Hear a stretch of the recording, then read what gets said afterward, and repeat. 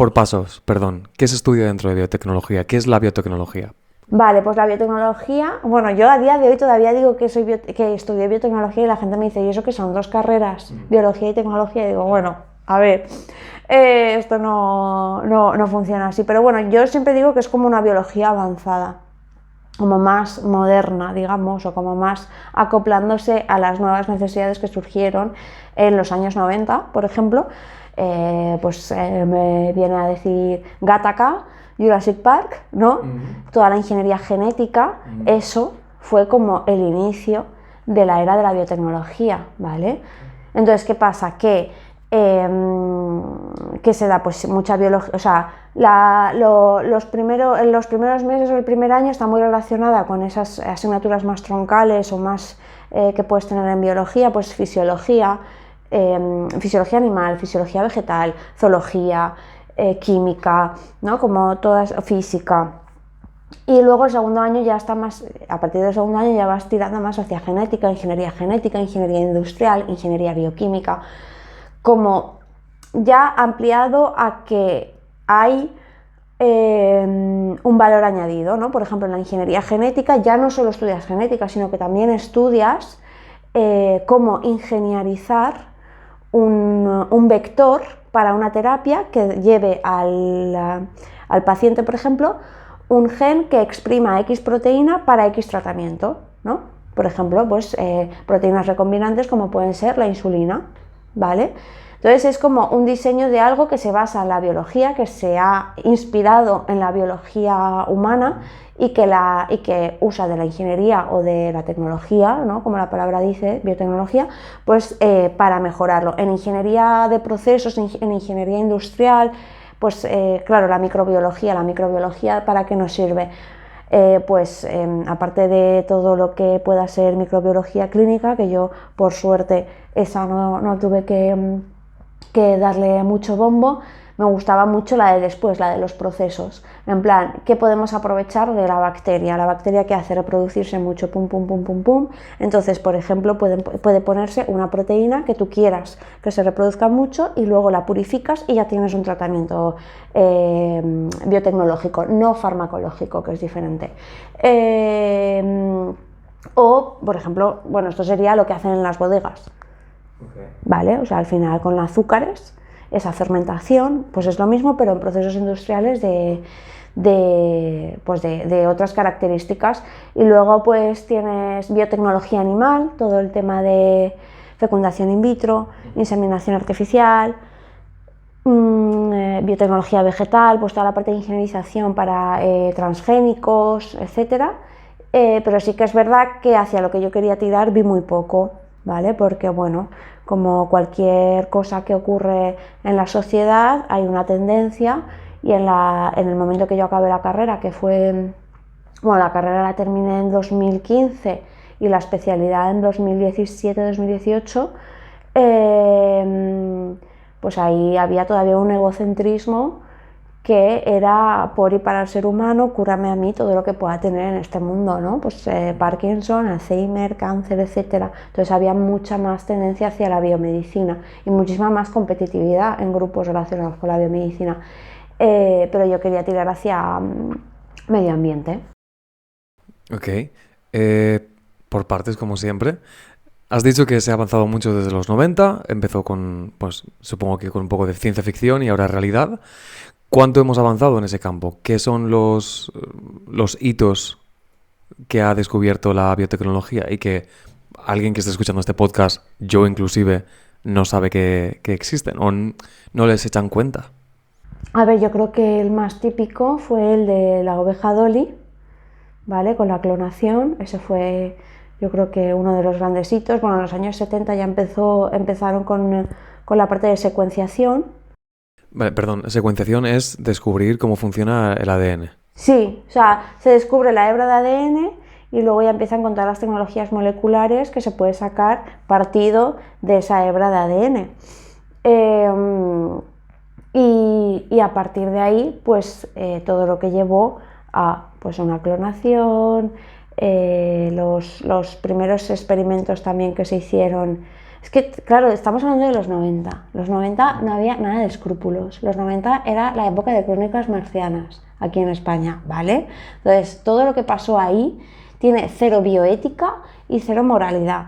Porque yo no sé si tú estás al tanto de ese, que luego hubo un documental de los 3 gemelos que se paran, ¿vale? Para ver qué diferencias han tenido según en qué familias se han criado, ¿no? Una familia más adinerada, otra de clase media, otra de clase baja, con menos oportunidades, etcétera. Y eran 3 gemelos que genéticamente eran idénticos, pero querían ver los estudios los cambios sociales o familiares cómo afectaban. Y ahí está la epigenética.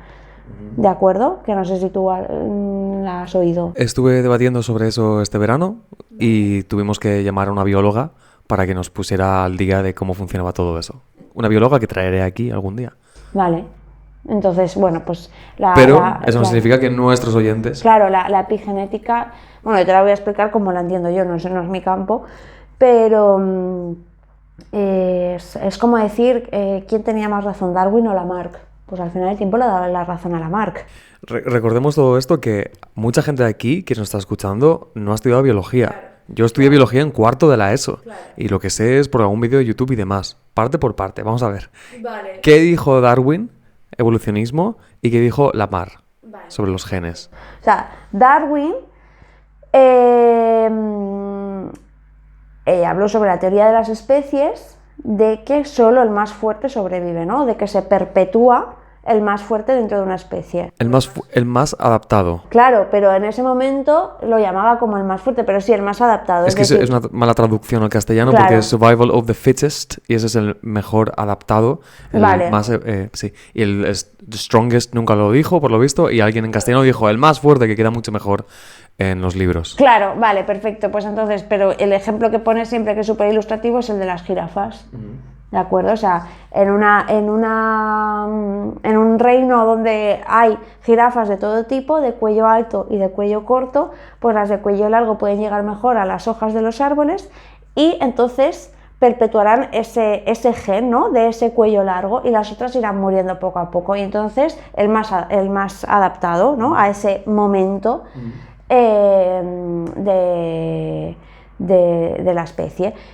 Vale, ¿y qué ocurre? Darwin, luego lo más gracioso es que esta gente era pues burguesa, que se aburría en su casa y decía, bueno, me voy para allá a investigar las jirafas, a Galápagos, vamos para allá. Gracias ahora a la educación pública, no todo el mundo que investiga este tipo de cosas tiene que ser burguesa. No, claro. Antes sí, bien, gracias, muchas gracias por ponernos a investigar esto en vez de dedicaros a divertiros y ya está. Gracias por los descubrimientos científicos, por supuesto. Claro. Entonces, en ese momento sale también la vía de Lamarck, y Lamarck dice lo contrario. Dice que las jirafas son todas de cuello corto, pero como las hojas están muy altas, pues van estirando hasta que llegan, ¿no? Y es como que ese gen ha ido cambiando para hacerse más, pues ser más adaptados a ese momento, ¿no? Entonces, claro, se decían que no tenía sentido. Tú no puedes cambiar un gen. Y entonces me acuerdo que muchas veces en los controles de biología en la ESO ponían mucho el ejemplo, en los controles de biología, de si Nadal tiene un hijo, Nadal heredará su brazo. Ajá. ¿Vale? Entonces, claro, había mucha más gente a favor de la teoría de Darwin.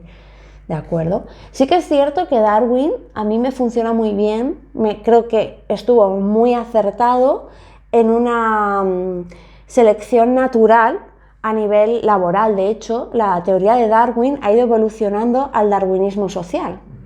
Y eso es súper interesante de tener en cuenta, o sea, que al final de cada cosa que se va haciendo, aunque ahora a lo mejor no tenga sentido, ha tenido más sentido a lo mejor a nivel laboral o social, que es cierto que el más adaptado a algo, el más adaptado a un cambio, el más adaptado a X factores que pueda haber, sobre todo en el mundo laboral, pues es el que va a perpetuar. Entonces, con la información que tenemos ahora, ¿sabemos si Lamarck llevaba razón o no? Pues claro, la cosa es que con la epigenética se vuelve a abrir esa teoría de Lamarck. ¿De acuerdo? ¿Por qué? Porque la epigenética, si lo estuviste además debatiendo este verano, la epigenética lo que dice es que cualquier cosita va a cambiar algo en nuestros genes, y esto se ha ido demostrando, es decir, la cantidad de café que tomes, si has fumado o no has fumado, la cantidad de alcohol que ingieras, todo eso va cambiando en la genética y hace que tus hijos, hijas también puedan tener esos cambios genéticos. De hecho, muchos de los estudios han demostrado que gente que ha tenido algún tipo de adicción, sus hijos han heredado ese patrón genético, y dices, entonces la Mark vuelve a sacarse. Y esto es lo que se demostró también con el estudio de los 3 gemelos que hablábamos, que genéticamente cambiaron porque estaban viviendo en contextos sociales diferentes, una dieta diferente, una educación diferente, unas vacaciones o no en California, imagínate, todo eso cambió la genética de cada hermano y eran genéticamente idénticos. Entonces la Mark vuelve a salir ahí, a debate. Entonces eso es súper interesante. ¿Y por qué no podemos hacer esos experimentos si son tan interesantes? Sí que se hacen. ¿Pero la ética y la moral, entonces? ¿Qué has dicho? No, vale, pensaba que te referías a cosas así de... Sí que se hacen, ahora lo que pasa es que se hacen con la IA y nos están experimentando a todos, a ver qué vemos con TikTok, ahora todo ha cambiado mucho. Antes, por eso todo se volvió muy egocéntrico en cuanto al ser humano, ¿de acuerdo? Y sí que, por ejemplo, en otro estudio de epigenética, las hambrunas que hubo durante la Segunda Guerra Mundial, se demostró que hasta 2 generaciones después habían sufrido cambios genéticos de la hambruna que habían pasado las madres durante la Segunda Guerra Mundial. ¿Y qué cambios genéticos había debido a las hambrunas? Pues a lo mejor hay algún gen que se suprime y entonces no sale esa proteína necesaria para una ruta metabólica, ¿sabes? Entonces son cosas pues que han demostrado que no todo era blanco o negro, y eso en la ciencia siempre hay que tenerlo en cuenta. Entonces, ¿en qué momento hubo un cambio en cuanto a bioética? Yo creo que hasta el COVID no ha habido cambio de ética.